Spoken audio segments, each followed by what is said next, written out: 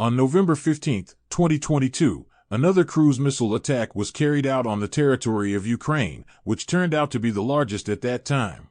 And if in the largest of the previous strikes, which took place on October 10, 84 missiles were involved, then in the strike on November 15, there were 100 missiles.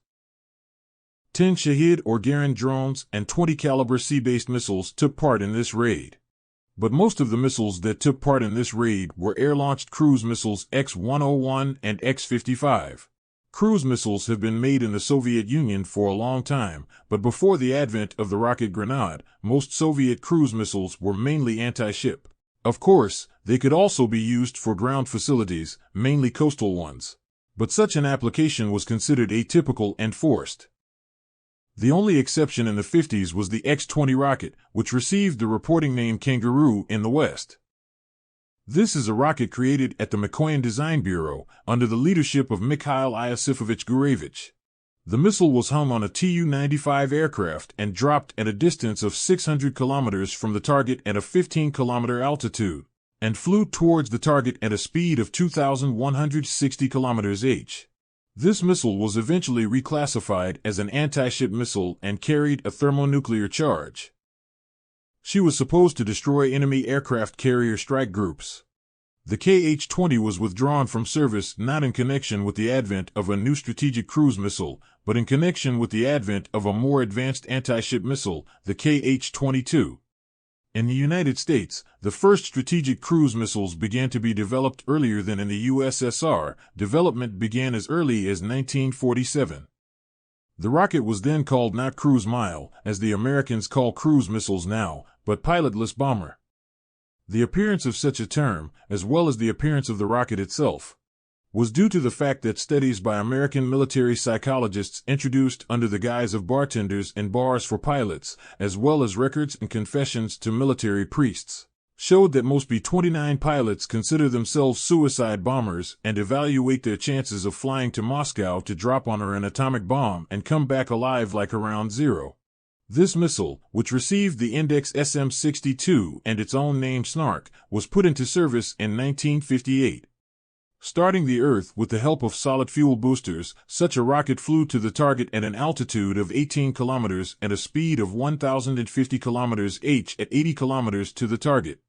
It additionally accelerated and fired off a 4-megaton thermonuclear warhead, which reached the target flying along a ballistic trajectory.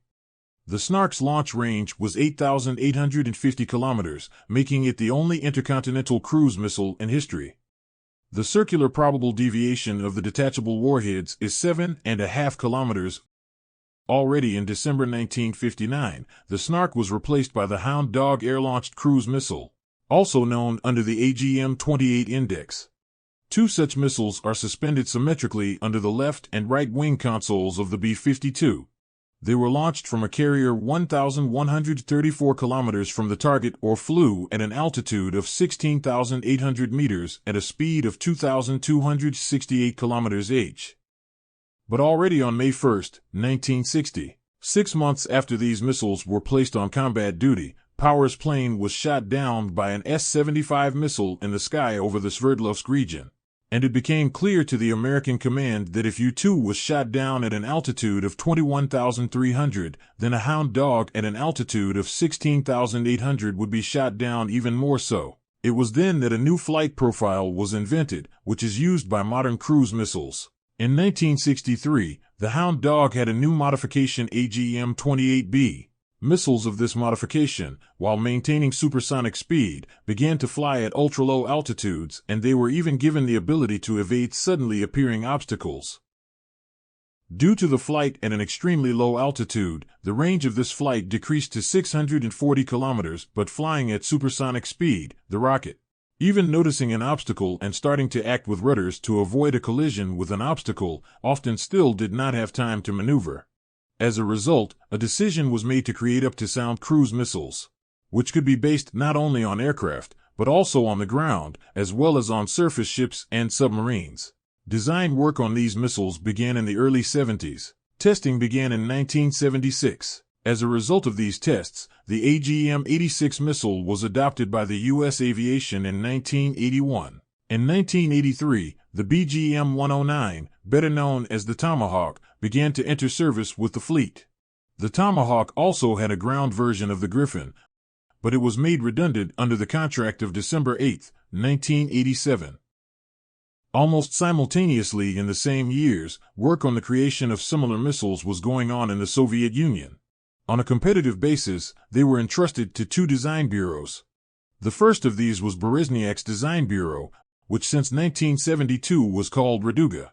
In 1974, after the death of Berezniak, Igor Sergeyevich Seleznev became the chief designer. The second contestant was the Design Bureau of the Sverdlovsk machine-building plant named after Kalinin, later known as Novator. This design bureau was headed by Lev Veniaminovich Lulyev. The result of the competition of both bureaus was similar to the American one. The U.S. Air Force preferred the Boeing product, and the U.S. Navy preferred the General Dynamics product. In the USSR, the Raduga product was adopted only in the aviation version. It was an X-55 missile.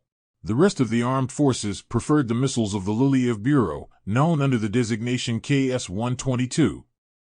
A variant of this cruise missile had the index RK-55 and its own name relief. A missile of this type began to be deployed in Latvia. But they, like the Griffin, were reduced because of the same agreement. The naval version of this missile was named Garnet. Outside the flight position, the rocket wings folded into the fuselage. The wingspan was 3 meters 30 centimeters, and the diameter of the fuselage so that the rocket could fit in 533 mm torpedo tubes was 514 mm. The launch weight of the rocket was 1,485 kilograms, 382 of which fell off after the launch of the solid fuel booster. The only warhead of this missile was a thermonuclear warhead. The power of the warhead was 200 kilotons, but according to some reports it reached 1 megaton. Vesela, this warhead is only 110 kilograms in terms of linear dimensions. It was quite compact. There was a lot of space for fuel in the rocket. As a result, its flight range was 2,500 kilometers. The Grenade was adopted in 1983 almost simultaneously with the Tomahawk. And in the same year, a competition was announced for a new anti-ship missile. A rocket called Yakhont will win this competition. This is a supersonic ship missile, now better known under the export name Onyx. This missile will lose the competition created on the basis of the Grenade anti-ship missile Biryuza, marching at subsonic speed. But in attack mode, this missile goes to supersonic speed. So that the work would not be wasted from this missile, the Novator Design Bureau created an Export Operational Tactical Cruise Missile Club, which was first presented at the MAX 93 Air Show. Due to the filling of the warhead with conventional explosives, the amount of fuel in the rocket decreased and the range was reduced to 1,400 kilometers nevertheless. She retained the ability to fly at low altitudes with terrain avoidance. It also had a fairly effective scattering surface, and the missile was a rather difficult target for radar detection. But most importantly, the rocket turned out to be suitable for mass production. As a result, the selling price of each specific copy at a certain stage turned out to be acceptable for the Russian Ministry of Defense. In 2012, the Russian fleet began to buy these missiles in bulk. From that moment on, the rocket became known as Caliber. An important factor that influenced the decision to adopt it into service was the fact that since 2006, a small-sized 82 kg bypass turbojet TRDD-50 engine manufactured in Rybinsk by Saturn was used as a marching power plant on club missiles. That eliminated the need to purchase engines built in Zaporozhye. But most importantly, these missiles are easily converted for ground use. And just as at one time special trains disguised as passenger trains were created for intercontinental ballistic missiles, so for these missiles a launcher disguised as a commercial cargo container was created a long time ago. And for today, all with you was Mannered Klingon. That's all for today. Don't forget to subscribe to the Mannered Klingon channel. And don't forget to click on the bell. See you all again.